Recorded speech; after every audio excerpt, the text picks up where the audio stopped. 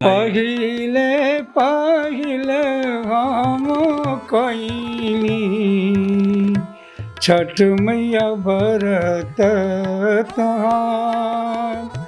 शारदा सिन्हा जब भी चूंकि आपके बहुत प्रगाढ़ संबंध थे और वो अगर बोल थी तो आप उनके शब्द थे। हमारी बातचीत तो माने आत्मा जब पुकारती है तो यही कहते हैं कि दीदी कोई दिखाई नहीं दे रहा है। नहाए खाए बारत ठान ली हो दीनानाथ बारतिन पहोई न सहाय। तो शारदा सिन्हा ने कलाकार का जीवन जिया, और कलाकार का जीवन जीने का मतलब क्या होता है? कलाकार अपने लिए जीता ही नहीं है। पूर्व दिशा में उगा उगा हो दीनानाथ देह बरघ तो हार हो।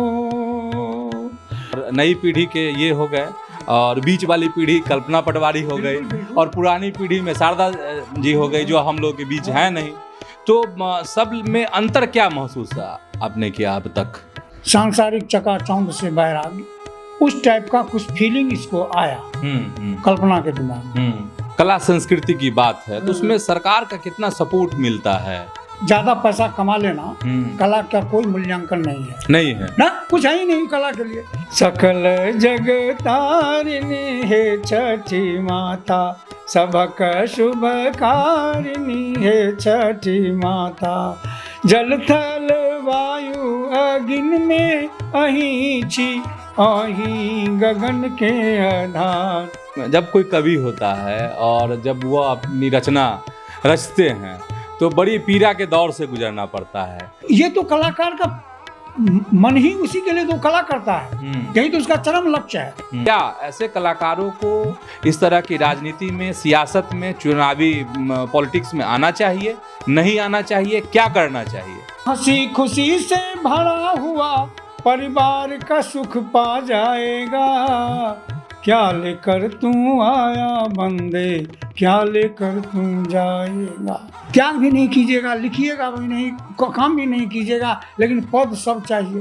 ये बिहार ही छाए हुए थे हर जगह। बिल्कुल। इस बार देखिए छठ है, भक्त तो उस समय भी थे वो, भक्त अभी भी हैं। लेकिन आप प्रभु की माया है कि मेरा ही गीत सब आ रहा है, उनका नहीं है। पनोरमा ग्रुप, जो सोचता है वो करता है। नमस्कार, आप देख रहे हैं न्यूज हाट। मैं हूं चंदन झा और मेरे साथ आज फिर खास शख्स हैं, हृदय नारायण झा हैं हमारे साथ। आप गीतकार हैं, पत्रकार हैं और आपने शारदा सिन्हा के लिए कई गीत लिखे हैं जो काफी हिट हुए हैं, चर्चित हुए। बहुत बहुत स्वागत है आपका न्यूज हाट में। आपका भी बहुत बहुत धन्यवाद जो याद किए। अच्छा, पिछले मैं अभिनंदन करता हूं आपके चैनल में। अच्छा, पिछले साल शारदा जी का निधन हुआ था, यही वक्त था, करीब करीब छठ का ही मौका था, उसी के आसपास जी। और 1 साल हो गए हैं। तो अब आप शारदा सिन्हा को कैसे याद कर रहे हैं? कितना याद आ रही शारदा सिन्हा? जब गीत लिखने की बात आती है ना, गीत मैंने इस बार भी लिखा, अच्छे अच्छे गायिकाओं के लिए लिखा, लेकिन उनकी जो गीत लिखाने की कला थी, गीत को सुनने समझने और गीत पर काम करने का जो उनका एक अपना अंदाज था, वो अंदाज उनका जो था वो नहीं दिखाई देता है अभी के समय में। लेकिन इसके बावजूद होनहार हैं, एक से एक होनहार हैं। हाँ, होनहार हैं जो इस विरासत को आगे ले जाएंगे। हमारी याद इसलिए है कि वो याद जो देखिए उनके साथ माने कला संस्कृति से संबंधित हर एक बात होती थी। हाँ, कहीं प्रोग्राम में जाना है, किसी विषय पर बोलना है तो उसमें भी विचार विनिमय होता था। तो ये जो एक चीज थी, वो संगीत के लिए स्वाध्याय जरूरी है जी जी। तो ये स्वाध्याय की जो संस्कृति थी वो शारदा सिन्हा में थी। हाँ, और पढ़ती भी थी, सुनना भी चाहती थी, समझना भी चाहती थी। जो चीज की जानकारी नहीं है उसमें ये नहीं होता था कि हम शारदा सिन्हा हैं, इनसे कहे हम पूछें कोई चीज, नहीं, ऐसा नहीं था उनमें। मतलब सीखने की ललक, बिल्कुल सीखने की ललक उनको हमेशा रही। और अब खास करके लोक क्षेत्र का, लोकगीत संस्कृति का एक एक विधि विधान के बारे में हमसे सुनती थी, जितना हमारे मेमोरी में था जी हम शेयर करते थे और उस पर में बात होती थी। होते थे। हाँ, तो वो हुआ क्या, कलाकार का जीवन जीना। तो शारदा सिन्हा ने कलाकार का जीवन जिया, और कलाकार का जीवन जीने का मतलब क्या होता है, कलाकार अपने लिए जीता ही नहीं है, वो हमेशा सोचता है कि हम कौन सी कला इस जनता जनार्दन को दें जो इसके साथ रहे। जी हमारे साथ हम तो रहेंगे जब तक रहेंगे, हाँ उसके बाद इनके साथ रहे। हाँ और एक कलाकार होता है कि अपनी कला का हमको ये फन है, हम अपना कर रहे हैं, करते जा रहे हैं। तो दो तरह की बात हुई। तो शारदा सिन्हा जो थी वो समग्र की सोच वाली थी, समग्र सोच वाली। वाली। कैसे श्रद्धांजलि कैसे देंगे एक साल बाद? कौन से ऐसे आपके गीत हैं जो अब भी बहुत ये है? एक साल ये भी कहिए, सौभाग्य की बात है 2023 में मैंने उनके लिए 2-3 गीत लिखे, उसी में से एक गीत रह गया था जो उसको वो गा के गई थी। संजोग अच्छा था कि उसको वॉइस में गा के चली गई थी, और उस पर में इस बार वो स्नेहा खानवलकर जी ने शारदा सिन्हा को श्रद्धांजलि अर्पित करते हुए उसका म्यूजिक तैयार किया। स्नेहा कौन है, उनके बारे में थोड़ा सा बताइए। स्नेहा है वो तार बिजली से पतले हमारे पिया गैंग्स ऑफ वासेपुर में जो गीत है उसका म्यूजिक उन्होंने तैयार किया था। अच्छा, और वही कही कि नहीं ये शारदा दीदी के लिए मेरी श्रद्धांजलि होगी। हाँ, तो श्रद्धांजलि स्वरूप उन्होंने पूरा मन लगा के उस म्यूजिक को बनाया। मतलब आपके आखिरी गीत शारदा सिन्हा के लिए जो अभी रिलीज हुआ है, अभी 1 दिन पहले। हाँ, जरा उसी को गा दीजिए। हाँ, वो है ये। हाँ। उसमें ऐसा है कि देखिए भगवान की माया कैसी है, छठी मैया की महिमा। इसमें शारदा सिन्हा नहीं है जो किसी के लिए आवाज उठाएंगे कि दुखवा मिटाई छठी मैया। इस बार लगता है कि वो तो है नहीं, लेकिन उनकी आत्मा गंगा में प्रवेश करके सारे छठी व्रतियों को आह्वान करते हुए ये गीत गा रही है। अच्छा, कि छठ मैया के दरबार सजल सत्कार में बर्तिन के पुकार हो रहल। छठ मैया के दरबार सजल सत्कार में बर्तिन के पुकार हो रहल। बर्तिन सुर में सुर मिलावे, छठ मैया के महिमा गावे। बर्तिन सुर में सुर मिलावे, महिमा छठ मैया के गावे। अच्छा। ये है। हाँ। तो ये गीत गाई है शारदा सिन्हा अभी कि छठ मैया के दरबार सजल सत्कार में बर्तिन के पुकार हो रहल। तो ये निकला है ये। अच्छा, एक चीज कि शारदा सिन्हा जब भी, चूंकि आपके बहुत प्रगाढ़ संबंध थे और वो अगर बोलती तो आप उनके शब्द थे। हाँ। तो अगर याद आती हैं तो कितना परेशान करती हैं, क्या मन में आपको आता है एक साल बाद?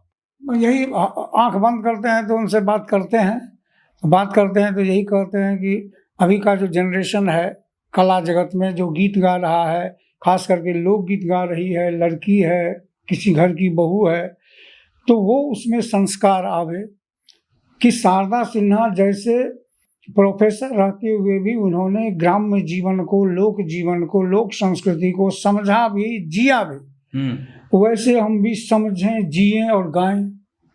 ये सबसे बड़ा चीज होता है। उनसे हमारी बातचीत तो माने आत्मा जब पुकारती है तो यही कहते हैं कि दीदी कोई दिखाई नहीं दे रहा है।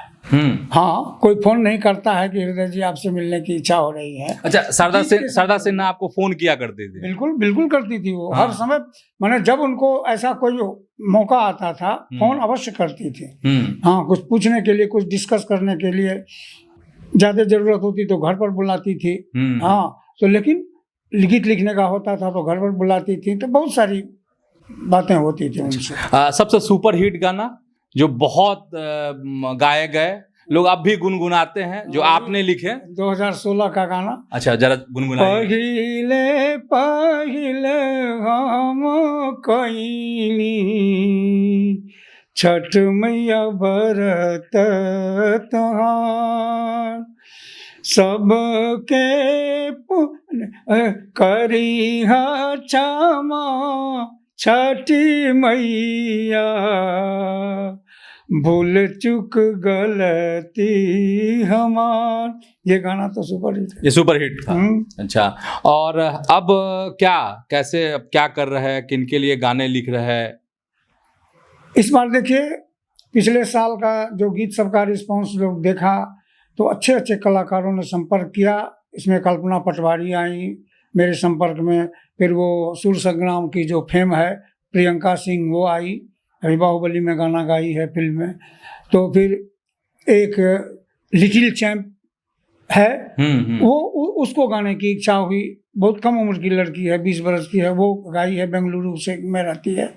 तो कलाकार आए हैं। अच्छा, कहिए कि उन लोगों ने जो गीत गाया उसको भी अच्छा रिस्पांस मिल रहा है, बढ़िया मिल रहा है, बढ़िया रिस्पांस मिल तो रहा तीनों में से कुछ कुछ जरा सुना देते हैं। हाँ, तब पहले इनका कल्पना पटवारी का पहले रिलीज हुआ। हाँ। वो गाना है, नहाए खाए भारत ठान ली हो दीनानाथ, बरतिन पहोई न सहाय।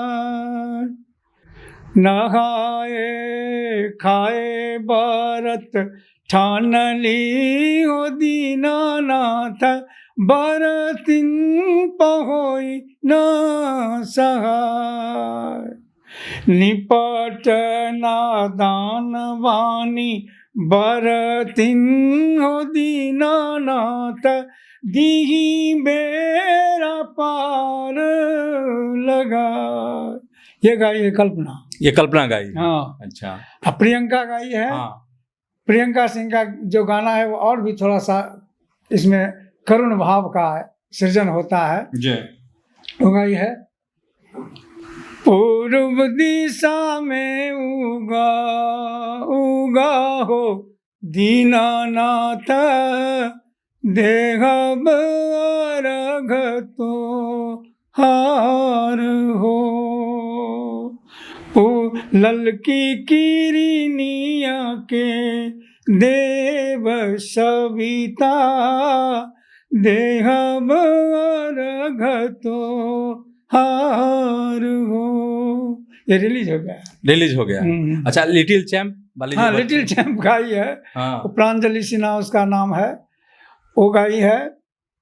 जो इसमें भाव है कि माँ व्रत कर रही है, तो माँ तो यही ना कहती होगी कि एकलौती बेटी है, बढ़िया घर में जाए, बढ़िया दूल्हा मिले, बढ़िया परिवार मिले, तो मतलब घर और बड़ बढ़िया हो। बढ़िया हो। हाँ। तो इसी घर बड़ का भाव रखते हुए इस गीत को मैंने लिखा। उस लड़की के लिए लिखा मैंने, प्रांजलि के लिए। माई करेली छठ भरत छठी मैया, माई करेली छठ भरत छठी मैया, सुन ली माई के गुहार, छठी मैया मन भावन दी ससुरार, छठी मैया मन भावन दी ससुरार। इस गीत को मॉडर्न म्यूजिक में गाई है, अच्छा लग रहा है। अच्छा लग रहा है। हाँ हाँ हाँ। अच्छा। फ्यूजन की है थोड़ा सा। अच्छा, ठीक। तो अब नया उम्र की है, आजकल के जो हमारे बाल बच्चे हैं, नई पीढ़ी। हाँ, नई पीढ़ी। हाँ। नई पीढ़ी का जो उमंग उत्साह में जो भाव व्यक्त हुआ है, उस हिसाब से नई पीढ़ी के लिए बहुत अच्छा चीज है, बढ़िया है, बहुत बढ़िया। अच्छा, एक चीज, नई पीढ़ी की बात कर रहे हैं हम लोग, और नई पीढ़ी के ये हो गए, और बीच वाली पीढ़ी कल्पना पटवारी हो गई, और पुरानी पीढ़ी में शारदा जी हो गई, जो हम लोग के बीच है नहीं। तो सब में अंतर क्या महसूस आपने किया अब तक? एक अंतर रहा है कि देखिए, सब जैसे कल्पना आई है, या कल्पना बात देखिए, तो कल्पना ने अपने जीवन को यू टर्न लिया है जीवन में। जी, कैसे, जरा समझाते। जैसे कि उनको वो होता है कि कहते हैं कि जैसा आपका आचरण व्यवहार होता है ना, वैसा उसका आपका जैसा आचरण होगा, स्वभाव वैसा बनता जाएगा। हाँ। कलाकार के लिए एक बहुत बड़ी चीज है कि यदि किसी चीज को आप भाव में गाते हैं, तो निश्चित रूप से तभी आप भाव में गा सकते हैं जब आपके भाव में वो चीज थोड़ा भी हो। ये तो बात तय है। हाँ, मतलब वो फीलिंग होनी चाहिए। हाँ, 100% बनावटी कुछ नहीं हो सकता। तो भिखारी ठाकुर को गाई कल्पना पटवारी ने। भिखारी ठाकुर को गाने के बाद एक बहुत बड़ा चिन्ह उनके दिमाग में आया। अच्छा। ये कहिए कि एक बैराग जिसको कहते हैं आप, सांसारिक चकाचौंध से वैराग्य, उस टाइप का कुछ फीलिंग इसको आया कल्पना के दिमाग में। और उसी हिसाब से हमसे जो उनकी वार्ता हुई है उसमें मुझे यही लगा कि मेरे किसी गुरु परंपरा के घर की बेटी है जो हमसे बतिया रही है। हाँ, उसके बाद में कहीं भी अध्यात्म, धर्म, लौकिकता, सांस्कृतिक चेतना, इसी सब की बात उसने हमसे की, इसी सब की जिज्ञासा उसने व्यक्त की। हाँ, कहे कि हम गुरुजी आप मार्गदर्शन दीजिए कि हम क्या क्या बढ़िया चीज कर सकते हैं बिहार के लिए, ऐसा बोलिए। कल्पना बिल्कुल बोलिए। अच्छा, आई लोग के बारे में क्या कहेंगे? प्रियंका हो या? हाँ, प्रियंका अभी आई है, तो देखिए प्रियंका का भी कल्पना पटवारी सीता चरित गाने जा रही है मैथिली में। अच्छा, हाँ तो मेरा आप लिखा हुआ। अच्छा, आप ही लिखे हैं? मेरा लिखा हुआ पूरा सीता चरित वो गाने जा रही हैं, उसमें 4-5 संस्कार गीत भी इंसर्ट किए गए हैं। पूरा प्रोजेक्ट गा रही हैं कल्पना। तो कब आएगा मार्केट में, लोगों को कब सुनने को मिलेगा? हम समझते हैं कि विवाह पंचमी तक आ जाना चाहिए। अच्छा। म्यूजिक वगैरह पर काम चल रहा है। अच्छा, एक फिर लोग, चूंकि छठ का समय है तो जो दर्शक हम लोग को अभी देख रहे हैं वीडियो में, तो उनको मन होगा कि कुछ गुनगुना देते हृदय जी, तो क्या गुनगुनाइएगा शारदा जी के लिए? शारदा दीदी के लिए? हाँ, जो गाने आपने लिखे हैं उनके लिए तो सबसे बढ़िया यही है जो अंतिम गाना गा के गई है ना कि दुखवा मिटाई छठी मैया, रोए असरा हमार। इस गीत एक लाइन का मतलब समझिए मैंने क्यों लिखा है इसको। लिखने का बहुत मतलब था मेरा। श्रीमद् भागवत का प्रथम वाक्य है सच्चिदानंद रूपाय विश्वोत्पत्त्यादि हेतवे तापत्रय विनाशाय श्री कृष्णाय वयं नुमः। तो 3 ताप, वही 3 रोग है जिससे मुक्ति की बात यहाँ कही गई। दुख किस बात का है? किसी घर में रोग है तो न दिवाली हुआ होगा न छठ होगा, है? सही है, मान के चलिए ये तो वो एक दुख है रोग का। एक है मनांतर का। मन अंतर हो गया, घड़ी में एक दूसरे पर संदेह पैदा हो गया, ये भयानक रोग है। तो ये मन का रोग हो गया। या किसी की दिया हुआ दुश्मनी, किसी से मोल ले लिए, किसी से कुछ लफड़ा हो गया, कहीं झंझट विवाद चल रहा है, उसका दुख आ गया। और तीसरा होता है कि अभी मौसम चेंज कर रहा है तो सर्दी गर्मी से कुछ ऐसा जो हमको वायरल या बैक्टीरियल जो कोई इन्फेक्शन होना हो उससे हम बचे रहें। तो ये सब भाव जो मिला करके इसीलिए है कि ये आप देखिए इस तीनों तरह के दुख में सभी छठ व्रती के यहाँ कुछ न कुछ दुख होगा। बिल्कुल होगा। यही सोच कर यही सोच के लिखे कि वो व्रती माँ से कह रही है कि ये इसका उद्धार कौन करेगा। मति सुमति हो जाएगी तो मन में कोई द्वेष भाव नहीं रहेगा, किसी पर कोई शंका समाधान नहीं रहेगा, घर में खुशहाली आ जाएगा। अच्छा, और भी छठ के गीत लिखे थे आप उनके लिए? हाँ, शारदा जी के लिए। तो अगर वो याद हो तो सुनाते कुछ। सब चीज हम ऐसे लिखे, जैसे देखिए आजकल छठ व्रती, ज्यादातर जो छठ व्रती होती हैं वो देखिएगा उसमें शिक्षा का कोई मतलब नहीं है। हमारी एकदम मजदूर किसान परिवार से लेके हर वर्ग की माँ बहनें छठ करती हैं। अब उसमें है क्या कि कोई पढ़ा लिखा है, कोई निरक्षर है, कोई कुछ नहीं जानता है, तो कोई ऐसा भी भक्त है उसको लगता है कि हम तो कुछ जानवे ना करते हैं तो हम क्या करेंगे तो क्या होगा। उसके लिए श्रीमद् देवी भागवत महापुराण में दिया है कि वैसी जो भक्त है वो सिर्फ भाव पुष्प अर्पण करे। अच्छा, हाँ, कि हम काम से निवृत्ति का पुष्प, क्रोध से निवृत्ति का पुष्प, लोभ से निवृत्ति का पुष्प, मोह से, ईर्ष्या से, द्वेष से, अहंकार से, प्रमाद से, ऐसे अर्पण करते जी। तो जो निरक्षर है वह भी ये कर सकता है। तो छठ पर्व जो है इसीलिए इसमें दे दिया सिर्फ पवित्रता और मनोनिग्रह। किसी के प्रति भी मन में किसी प्रकार का कोई वैर भाव नहीं आएगा। तो कोई गाना लिखे थे आप इस तरह का? हाँ, गाना उसी भाग का लिखे गाना। हाँ, ये भी शारदा सिन्हा गाई थी 1 साल पहले 23 में।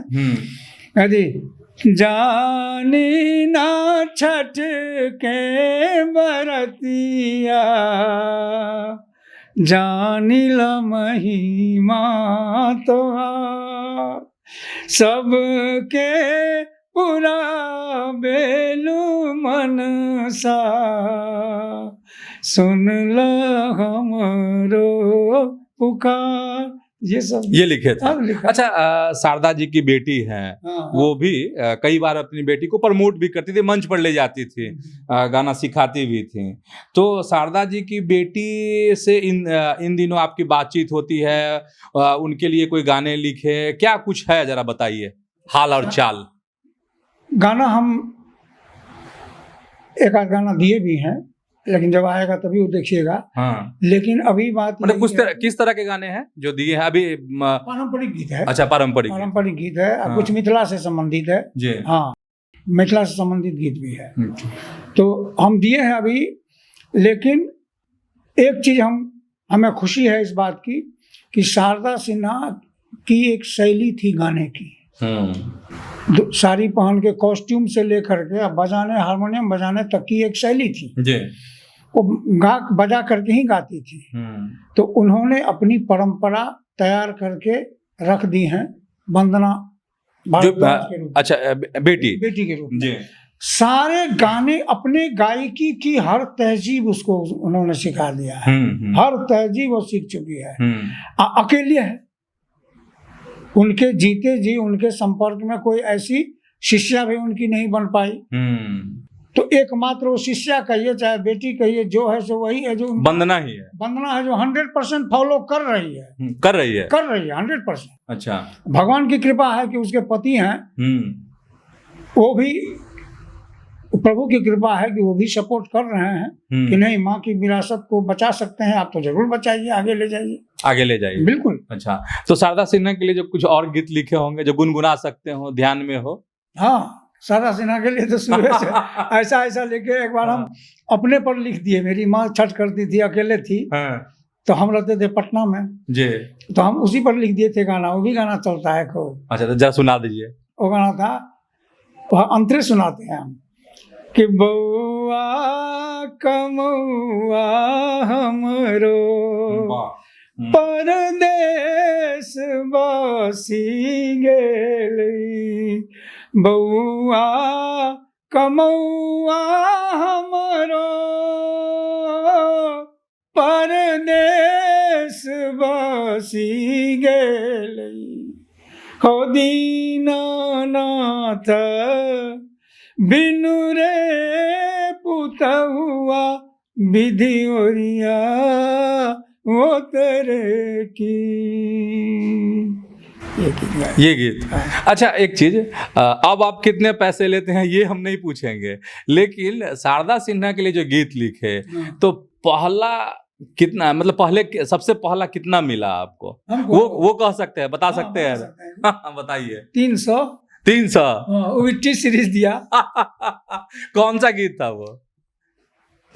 वही गीत था, सकल जग तारिणी है छठी माता, सबक शुभ कारिणी है छठी माता, जल थल वायु अगिन में अहीं छी, अहीं गगन के आधार, सकल जग तारिणी है छठी माता। इसमें भी देखिए आप, तो पूरा सकल जग तारिणी संपूर्ण विश्व समुदाय के लिए उनका संबोधन है। तो गीत हम लिखते समय भी ये फील किए कि इतने बड़े कलाकार के लिए मैं लिख रहा हूँ, जो पद्मश्री है, देश जानता है, उनके मुंह से यदि ऐसा शब्द निकलेगा तो देश स्वीकार करेगा। हम इस भाव से लिखा गया गीत ऐसे ही लिखाता है। इस चीज को जज करती थी लिखाते समय, कई फेरबदल होते थे गीत में। अच्छा, एक चीज फील कि जब कोई कवि होता है और जब वो अपनी रचना रचते हैं तो बड़ी पीड़ा के दौर से गुजरना पड़ता है, तो आपको भी, आपके साथ भी यही होता है या कुछ अलग है? कुछ मेरा स्वभाव हो गया कि हम जब लिखते हैं तो पहली बात ये मेरी शर्त रहती है कि इसको हम ये नहीं समझ लें कि मैंने ही लिखा, ये अपूर्ण है, सामने वाले पढ़ें, उसमें जो कमी आए फिर उसको हम पूरा करें, फिर किसी को कमी पूरी लगे तो फिर पूरा करें। तो ये मेरी भावना है। तो हम उस भाव से हम और उसको समझने की कोशिश करते हैं। इसीलिए हम हमारी कोशिश रहती है कि जो किस भी हमारे कलम से निकले उसकी व्यापकता जरूर होनी चाहिए, व्यापकता होनी चाहिए। बिल्कुल बिल्कुल होनी चाहिए। अच्छा, एक चीज और हम समझना चाहेंगे आपसे कि छठ के इतर हाँ। जो गीत गाए होंगे आप शारदा सिन्हा के जी, लिए, जी। जो अभी जहन में हो तो कुछ सुनाइए। हाँ, क्यों नहीं। हाँ। तो महादेव का गीत हम उनके लिए लिखे थे, कांवर वाला। अच्छा। अभी भी बहुत लोग सुनते हैं उस गीत को। हाँ। सुमिरह बाबा बैद्यनाथ के, भोर भेलै कांवरिया, ध्यान धरह बम बम शंकर के, बोल बम बोल कमरिया, सुमिरह बाबा बैद्यनाथ के। भेलै परीच कोयलिया बाजै, बोल बम बोल बम, पछवा के संग गाछ वृक्ष सब झूमै, बोल बम, गंगा जी के कल कल धारा, गाबै गीत कमरिया, सुमिरह बाबा बैद्यनाथ के। शिव जी का गीत लिखे। शिव जी का गीत। अच्छा, एक प्रश्न मेरे मन में कि बिहार में चूंकि आप ये रचना करते हैं, गीतकार हैं, तो बिहार में जो कला संस्कृति की बात है तो उसमें सरकार का कितना सपोर्ट मिलता है आपको? देखिए, सरकार का कहिएगा कि कलाकार के जमात का कहिएगा, दोनों तरफ निराशाजनक स्थिति है अभी। क्यों? देखिए, पाटलिपुत्र कभी इतना समृद्ध था सांस्कृतिक उत्सव के मामले में, सांस्कृतिक सोच समझ के मामले में। वो सोच समझ आज किस नीचे की किस स्तर तक है, यह भी शोध का विषय होगा। अंदाज नहीं आप लगा सकते हैं जी। आपको शोध करना होगा उस पर कि आखिर ये इतनी सारी चीजें लुप्त कैसे हो गई। तो हम ये समझ रहे हैं चीज कि यदि हमारे पास भगवान सद्गुण देंगे, उस सद्गुण की आवश्यकता किसी को होगी तो मेरे पास आएंगे। यही बिहार का इतिहास रहा ना, कि यहाँ दुनिया भर के लोग आते थे शिक्षा लेने के लिए, इसी पाटलिपुत्र में। आज पाटलिपुत्र में यदि आप देखिएगा, संस्कृति की बात कीजिएगा, तो सांस्कृतिक सूनापन है पूरा का पूरा। एक उसको पूरा मंदी काल इसको कह सकते हैं आप। क्यों? जो कलाकार की संस्था है वो भी सरकार के कब्जे में है।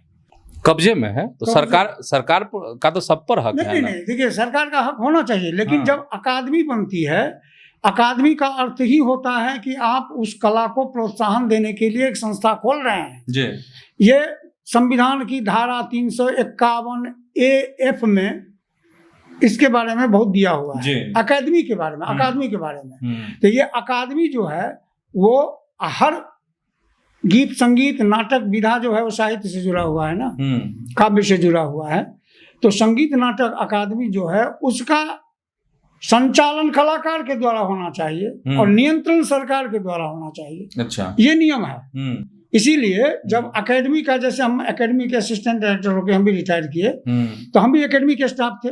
हमारी साहित्यिक भाषा संस्थान थी, अकादमी थी। ये संगीत नाटक अकेडमी है, ये कला अकादमी है। लेकिन रूल रेगुलेशन तो एक ही होगा। उस हिसाब से हम देखे हैं कि अपने एकेडमी में जो अभी उसके लिए कार्य समिति जो होती है, उसमें एक होते हैं चेयरमैन, वो होगा, जैसे कला अकादमी की बात करता हूँ तो उसमें संगीत नाटक अकादमी है, तो संगीत या नाटक से संबंधित कोई सबसे सीनियर मोस्ट, सबसे अनुभवी जो व्यक्ति होगा, वाइस चांसलर रैंक का या हेड ऑफ डिपार्टमेंट रैंक का, उसको बनाया जाएगा। वो भी अवकाश प्राप्त को बनाया जाएगा चेयरमैन, एकेडमी में जैसा था।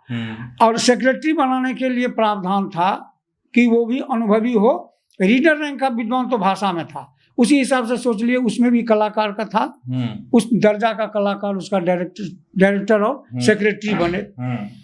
5 मनोनीत सदस्य हो, तो 5 मनोनीत होगा तो कोई क्लासिकल का होगा, कोई लोकगीत का होगा, कोई नाटक का होगा, कोई विशेषज्ञ होगा।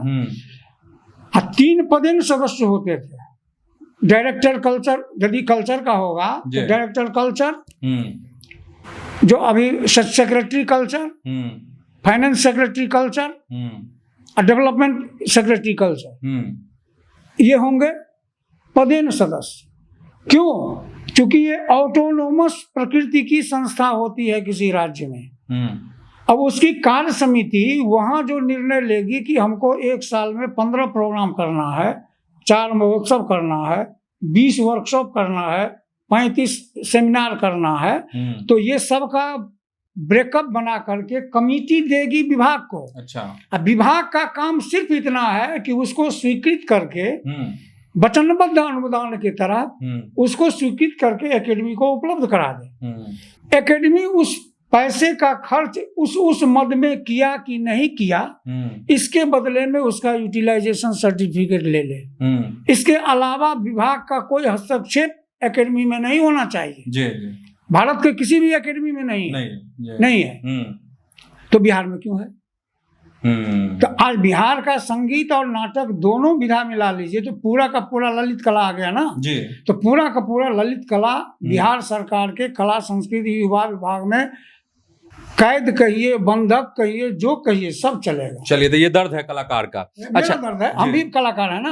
हम आकाशवाणी के बहुत आदमी को ये भी संदेह है कि हम कौन कलाकार हैं। उनको ये मालूम नहीं होगा, मान लीजिए कि हम अकेला कलाकार हैं मैथिली लोकगीत के, कि बिना सारेगामा सीखे हुए बी हाई ग्रेड भी हुए और बी ग्रेड भी हुए और बी हाई ग्रेड भी हुए। अच्छा, बी हाई ग्रेड। हाँ, बिना संगीत सीखे। अच्छा। उसके अलावा जो मेरा काम है डॉक्यूमेंटेशन का काम किया, तो मैं तो क्षेत्र घुमान हूँ ना। मैं समझ रहा हूँ कि हमारी संस्कृति का कितना क्षरण हो चुका है, क्या क्या जरूरी है, क्या क्या होना चाहिए, और वो हो नहीं रहा है। इसलिए कि वो संचालित ही नहीं है अकेडमी, तो संचालन करेगा कौन? करेगा कौन? अच्छा, इस बीच में एक दर्शकों के लिए इसके अलावे और किसी का गायिका के लिए, गायक के लिए आपने अगर कोई गीत लिखे हो और वो अगर ध्यान में हो? हाँ, गीत तो लिखा किए हैं। अब रेशमी शर्मा श्याम भजन गाने वाली है जी। बहुत माने सुधरी हुई, बहुत यशस्वी कलाकार है अपने क्षेत्र की वो जी।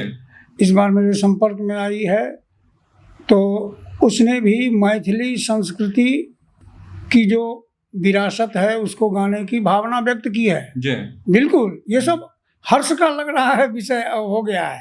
हाँ, पटना में अभी तक नहीं कोई हमसे इस रूप में संपर्क किए हैं, लेकिन अब बताइए, समस्तीपुर की बेटी है वो, कोलकाता में रहती है, लेकिन खास करके मुझसे मिलने आई पटना में, मिल करके अपनी भावना व्यक्त की, गीत के बारे में चर्चा की, गाने की इच्छा व्यक्त की कि हम विरासत का चीज गाएंगे। तो ये एक बहुत शुभ बात है। उसके लिए मैंने कहा कि वो विचार भी व्यक्त की, हम पारंपरिक गाइए आप, तो वो गा रही है पारंपरिक गीत जो अपना मैथिली में प्रचलित है कि चारी पहाड़ राति जल थल से मिलाऊं गोर थार, छठी माता प्रसन्न हो न सहाय, छठी माता प्रसन्न हो न सहाय। एक ये गाना दिए हैं, एक गाना दिए हैं, दीनक दीनानाथ अहीं के ध्यान लगौने ठाढ़ छी, हाथ में फल ले दीप ले सिको, आस लगौने ठाढ़ छी, दीनक दीना नाथ अहीं के। ये गीत भी उसको दिए हैं। अब देखिए इसमें से कौन सा गीत वो गाती है, इस पर डिपेंड करता है। अच्छा, ठीक है।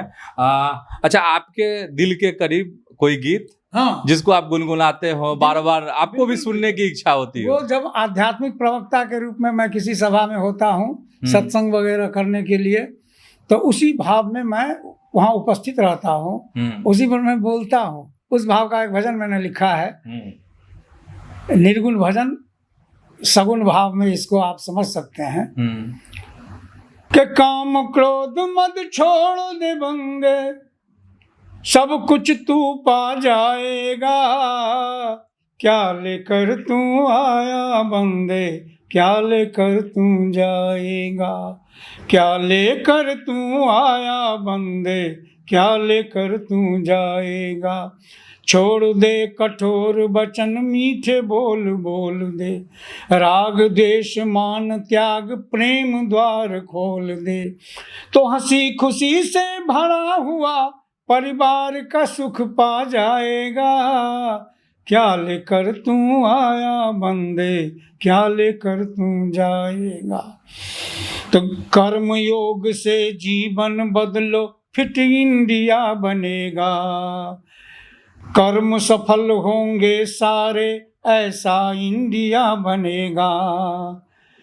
क्रोध छोड़ बन विनयशील तू, क्रोध छोड़ बन विनयशील, हर बला तेरी टल जाएगा। क्या लेकर तू आया बंदे, क्या लेकर तू जाएगा। ये हिंदी भजन है, बहुत करीब है, आपके दिल के करीब है नहीं। बिल्कुल। अच्छा, एक वादा खिलाफी हाँ। हम कर रहे हाँ, हैं। कीजिए। वादा खिलाफी ये है कि रिकॉर्ड करने से पहले हमने कहा था आपसे कि हम कोई पॉलिटिकल सवाल नहीं करेंगे, और आपके गीत, शारदा सिन्हा और नए कलाकारों के इर्द गिर्द मेरा सवाल होगा। लेकिन वादा खिलाफी यही है कि हम सवाल करने जा रहे हैं आपसे, क्योंकि चुनाव है, हम खुद को रोक नहीं पा रहे हैं। और इसलिए नहीं रोक पा रहे हैं क्योंकि मैथिली ठाकुर पर सवाल खड़े हो रहे हैं कि वो कलाकार है, आप भी कलाकार हैं, और मैथिली ठाकुर ही नहीं चुनाव लड़ने जा रही, कई और कलाकार हैं जो चुनावी समर में हैं। पवन सिंह हैं, चुनाव नहीं लड़ेंगे लेकिन भाजपा के लिए चुनाव प्रचार करेंगे। खेसारी लाल यादव हैं, वह आरजेडी का लालटेन थाम लिए हैं, छपरा से चुनाव लड़ रहे हैं। तो क्या ऐसे कलाकारों को इस तरह की राजनीति में, सियासत में, चुनावी पॉलिटिक्स में आना चाहिए, नहीं आना चाहिए, क्या करना चाहिए? नहीं आना चाहिए। क्यों? इसलिए कि ये हुआ कि अपनी जिम्मेवारी से भाग करके कहीं चले जाना, अपनी जिम्मेवारी से भाग कर निकल जाना। और जो अपनी जिम्मेवारी से भाग कर निकल गया है वो जनता की जिम्मेदारी निभाएगा, इसकी आप कल्पना भी कर सकते हैं। नहीं, मैं किसका नाम नहीं ले रहा हूँ। हाँ। लेकिन मैं ये यथार्थ सत्यम, योग में कहा गया है यथार्थ सत्यम, जो यथार्थ है वो सत्य है। सत्य है, हाँ। और यही यथार्थ है। हाँ। हम अपने बारे में बता रहा हूं मैं आपको। बीइंग एक कलाकार,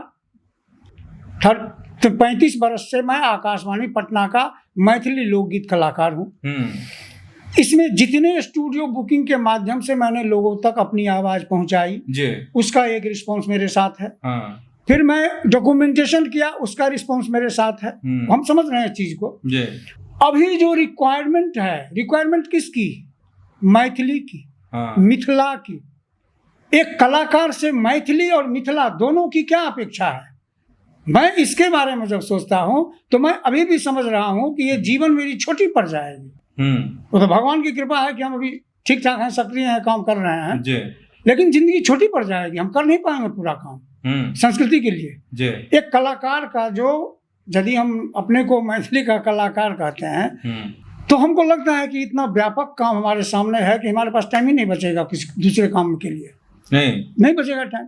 लेकिन जो छोड़ के चला गया है, ये आप यह मान के चलिए कि हर आदमी अपना ज्ञान बुद्धि विवेक से अधिक कुछ नहीं कर पाता है। और ज्ञान बुद्धि विवेक जो है वो उसका संपूर्ण चरित्र होता है। और संपूर्ण चरित्र जो होता है वो उसके प्रातः काल जागरण से लेकर रात्रि में शयन काल तक का होता है। तो कला, पहले तो कलाकार ये समझे कि हम कलाकार हैं तो कैसा कलाकार हैं, कला का परिभाषा क्या है, उस परिभाषा में हम कहाँ फिट बैठ रहे हैं, पहले तो इसको समझे। फिर कलाकार का कर्तव्य बोध क्या कहता है, फिर इस बात पर आए ना। और कर्तव्य बोध पर जब जाएगा तब पता चल जाएगा स्वतः एक जन्म जो है वो छोटा पड़ जाता है उस विधा की रक्षा के लिए, उसके लिए कुछ योगदान देने के लिए जी। तो काम तो आपका है ये कि आप अपने जिस स्तर तक पहुंचे आप भी कुछ पैदा करके जाइए। तो आप यदि अपनी कला को छोड़ करके इस लाइन में आइएगा तो एक तो चीज ये गड़बड़ है कि आपका अपनी, या तो अपनी विधा को छोड़ना पड़ेगा या इधर को छोड़ना पड़ेगा। राजनीति जो है उसमें आजकल किसी को मतलब नहीं है राजनीति का अर्थ जीने का। तो जो कलाकार खुद का कलाकार जीवन नहीं जी पाया तो कला जगत को छोड़ के चला आया राजनीति में, तो राजनीति में कैसे जिएगा वो? राजनीति नहीं जी पाएगा। एक साधे सब सधे, सब साधे सब जाए, ये कबीरदास कहे, वो कोई किसी के लिए नहीं कहे, संपूर्ण विश्व समुदाय के लिए कहे। हाँ तो और क्या, एक ही साधे सब सधे। अब छोड़ दीजिए सब चीज को, शरीर है ना, शरीर को साधना आप शुरू कर दीजिए, 10 दिन 15 दिन अपना रूटीन आप चेंज कर लीजिए। 4 बजे भोरे उठने का रूटीन अलार्म लगा दीजिए, और रात में 9 बजे सोने का, 10 बजे सोने का अलार्म लगा दीजिए। एक रूटीन बना के चलिए आप, देखिए क्या उसका इफेक्ट पड़ता है। तो ये जो चीज, एक कलाकार हैं आप, तो कलाकार कला को कितना जानते हैं, उसके लिए आपका कर्तव्य क्या कहता है, उस कर्तव्य में आप कहाँ तक गए। पैसा कमा लिए, बहुत ज्यादा पैसा कमा लेना कला का कोई मूल्यांकन नहीं है ना, कुछ है ही नहीं कला के लिए। कला का सौंदर्य अलग चीज होता है, कला का वैभव अलग चीज होता है। तो बिल्कुल क्या इसमें बात है, जिसके पास वैभव नहीं है लेकिन यदि वो जिंदगी भर साधना कर रहा है तो क्या वो कलाकार नहीं है? बिल्कुल है। चाहे फलक वो मिला या नहीं मिला, कोई मतलब नहीं रखता है। मतलब ये रखता है कि उस कला को किस डिसिप्लिन से आपने जिया है। हाँ, अब कितना जी रहे हैं उस कला को। जो मैं लिख रहा हूँ उसको मैं जीता हूँ कि नहीं जीता हूँ। मैं यदि जीता हूँ, आपको ये फील होगा, तभी आप मेरे गीत को आनंद से सुनेंगे। अच्छा चलिए, एक नाम छूट गया था जो सवाल हम कर रहे थे, उसमें विनय बिहारी भी हैं, लौरिया से फिर बीजेपी के प्रत्याशी हैं। तो अब देख लीजिए, विनय बिहारी का एक समय ये था कि सिर्फ विनय बिहारी ही थे बिहार में, सिर्फ विनय बिहारी ही छाए हुए थे हर जगह। बिल्कुल। इस बार देखिए छठ है, भक्त तो उस समय भी थे वो, भक्त अभी भी हैं, लेकिन अब प्रभु की माया है कि मेरा ही गीत सब आ रहा है, उनका नहीं है। चलिए, तो एक तरफ छूटा ना। मिनिस्टर बने जरूर, लेकिन मिनिस्टर बन के भी आज यदि संस्कृति के लिए कुछ कर गए होते, जो हम कुछ देर पहले बताए हैं, तो समझते हैं कि बात कर गए, वो तो नहीं किए। तो आप तो ना घर के रहे ना घाट के रहे। अच्छा, घाट के नहीं रहे, कहीं नहीं रहे। राजनीति में है ना, फिर चुनाव जीत जाएंगे। राजनीति के भी नहीं ना हुए, अविश्वास हो गया तो अब हट गए तो हट गए, मंत्री भी बने तो कुछ काम कर नहीं पाए।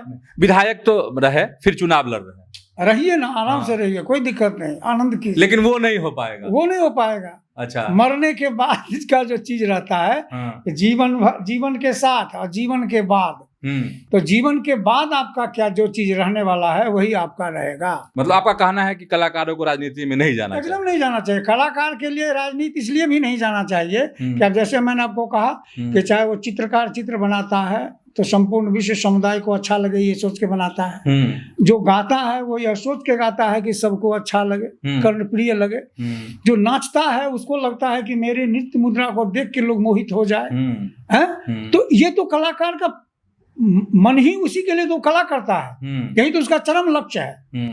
तो इसलिए कला को परिभाषित किया गया संपूर्ण सौंदर्य में प्रकट करना। तो संपूर्ण सौंदर्य में प्रकट कीजिएगा ऐसे, बिना स्वाध्याय के, बिना शास्त्र ज्ञान के, बिना अध्ययन के, बिना त्याग के। त्याग भी नहीं कीजिएगा, लिखिएगा भी नहीं, काम भी नहीं कीजिएगा, लेकिन पद सब चाहिए।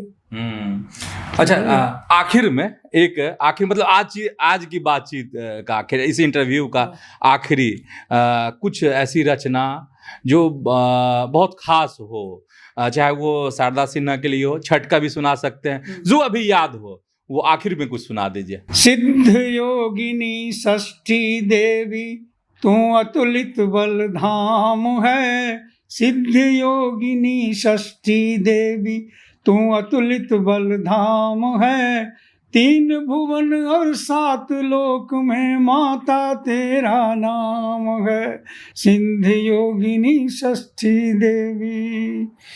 बच्चों को दीर्घायु करना, पालन पोषण करना, पुत्रहीन को योग्य पुत्र, निर्धन को धन धन करना, अंधे लूले लंगड़े सब पर कृपा तेरी अभिराम है, सिद्ध योगिनी षष्ठी देवी तू अतुलित बलधाम है। ये लिखे हैं, इस बार देखिए कौन गाता है कौन। चलिए, बहुत बहुत धन्यवाद न्यूज हाट से बात करने के लिए। तो हमारे साथ थे हृदय नारायण झा, पत्रकार भी, गीतकार भी। कई अच्छी रचनाएं इन्होंने की है, शारदा सिन्हा के लिए भी और भी कलाकारों के लिए भी। और शारदा सिन्हा के गुजरे हुए साल भर बीत चुके हैं और छठ भी करीब है, तो हम उन्हीं सब चीज़ों को समझने की कोशिश कर रहे थे इनकी रचनाओं के माध्यम से। तो आज के वीडियो में इतना ही। ऐसे ही आप न्यूज हाट के साथ जुड़े रहिए, खबरों से अपडेट रहिए। धन्यवाद, नमस्कार।